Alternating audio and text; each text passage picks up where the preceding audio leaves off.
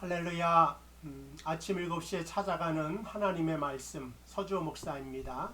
오늘 하나님의 말씀은 마가복음 16장 14절에서 20절까지 말씀입니다. 오늘 마가복음 강해를 마치겠습니다. 그리고 다음 주에는 구약의 설을 가지고 여러분과 은혜를 나누고자 합니다.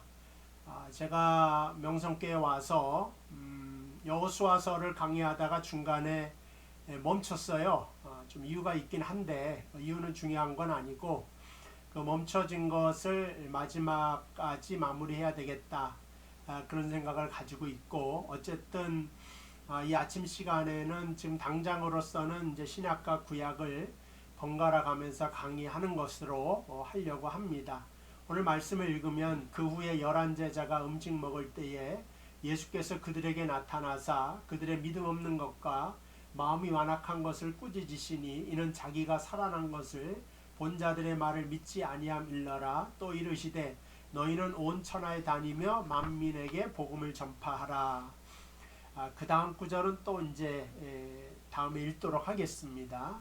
오늘 주신 말씀을 좀 생각해 보면 예수님께서 제자들이 음식 먹을 때 나타나셔서 그들의 마음이 완악해서 부활의 사실을 믿지 않는 것을 꾸짖으시고 그들에게 이제 권면하는 그러한 장면이 나옵니다.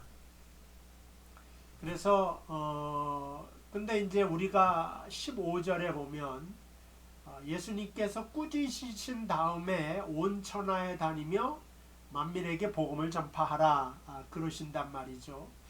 그러니까는 14절 내용으로 보면 꾸짖고 야 제대로 좀 믿어라, 반성하고 뒤쪽에 가서 있어라, 뭐 이렇게 나와야 되는데 믿지 아니함을 꾸짖으신 다음에 온 천하에 다니며 만민에게 복음을 전파하라. 이거는 커다란 믿음이 있고 책임감이 있는 사람에게 마지막으로 맡길 수 있는 그런 소명이란 말이죠. 마지막 소명. 그것을 믿지도 않는 제자들에게 주님께서 말씀하는 장면입니다. 왜 이런 말씀을 하셨을까 하는 것입니다. 그것은요, 복음 전하고 어떤 사람을 구원하는 것이 그 사람의 실력으로, 그 인간의 가진 지식으로, 자신감으로 되어지는 것이 아니다 하는 것입니다. 그러니까 오늘 제자들은 자기 믿음도 감당되지 않는 그런 사람들인데 그 제자들에게 복음을 위탁한 것은 이 복음은 하나님이 하시는 것이다. 우리가 전도를 하고 누군가에게 복음을 전하지만 내 실력으로 하겠다면 그것은 기독교가 아닙니다.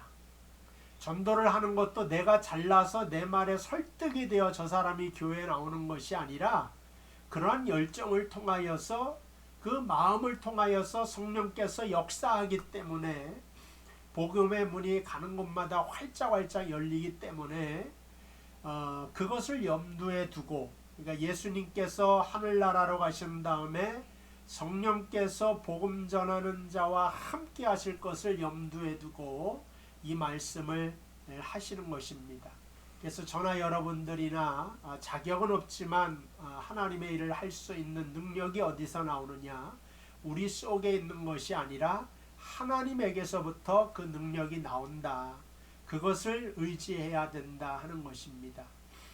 그래서 우리가 생각할 때 이런 사람에게 어떻게 복음을 맡길 수가 있는가 라는 생각을 들어요. 그러니까 저를 생각할 때도 왜 하나님께서 나에게 목사를 맡기시는가.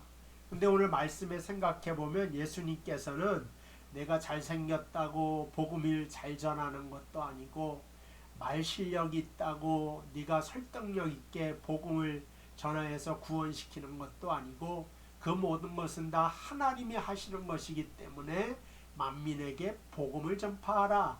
열매 거두고 씨앗을 그것이 자라나게 하시는 분은 하나님이시다라고 하는 사실을 말씀해주고 있습니다.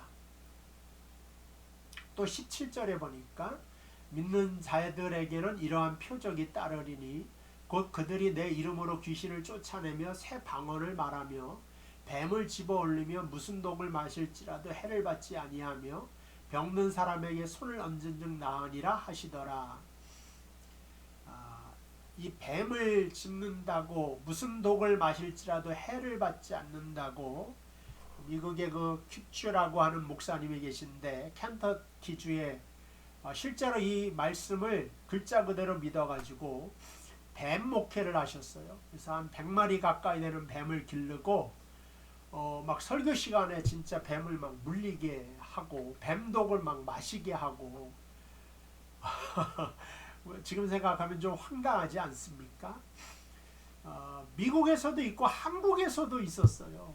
뱀에 물렸는데 병원에 안 가요. 경찰관이 와서 병원에 가야 되는데 이 미국 목사님이 돌아가셔서 막 CNN의 뉴스에도 나오고 그러한 일들이 있었어요. 근데 제가 볼 땐 이러한 일은 하나님을 시험하는 거다. 그러니까 절박한 순간이 있지 않습니까? 믿음의 절박한 순간. 다니엘의 세 친구가 풀무불에 들어갈 때처럼 그런 순간에 하나님 물 가운데 불 가운데 지날 때 내가 너를 도와주겠다. 그게 역사가 된단 말이죠. 근데 멀쩡한 뱀에 이렇게 물려봐서 나 괜찮지라고 말하는 것은 하나님을 시험하는 거라고 볼 수가 있다. 그거는 오늘 예수님께서 말한 말씀이랑 완전히 다르다.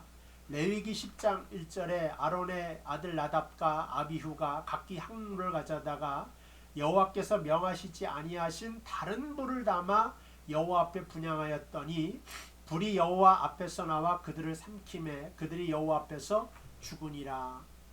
여호와 하나님 앞에 불을 향로의 불을 살르는데 다른 불을 가지고 왔더니 그 불로 그 사람들이 죽어버렸습니다. 그러니까 하나님이 우리에게 알려주시지 않는 말씀, 복음을 오염되게 사용하게 되면 오히려 그것으로 인하여 그 사람이 다치게 된다. 그런 말씀을 들 수가 있습니다. 신천지 때문에 굉장히 나라적으로 혼란을 겪었죠. 근데 얼핏 들으면 이단이라고 하는 것은요 같아요. 차이를 잘 분간을 못해요. 그러니까 교회 다니다가 거기에 빠져가는 거거든요. 깊숙하게 들어갈 때 비로소 이거 뭐가 틀린데 근데 또 이렇게 얘기하다 보면 예수님 얘기하고 하나님 얘기하고 똑같네 이렇게 나간단 말이죠. 근데 그건 다른 것이다. 오늘 그 레위기서에 있는 아론의 아들들이 다른 불을 가져왔다가 죽는 것처럼 하나님의 말씀을 온전하게 해석할 줄 아는 눈들이 열려야 되겠다 하는 것입니다. 그러니까 예수님께서는 마태복음 12장 38절 서기관 바리새인들이 표적을 보여주세요 그럴 때 악하고 음란한 세대가 표적을 구하나 선지자 요나의 표적 외에는 보일 것이 없다 그랬어요.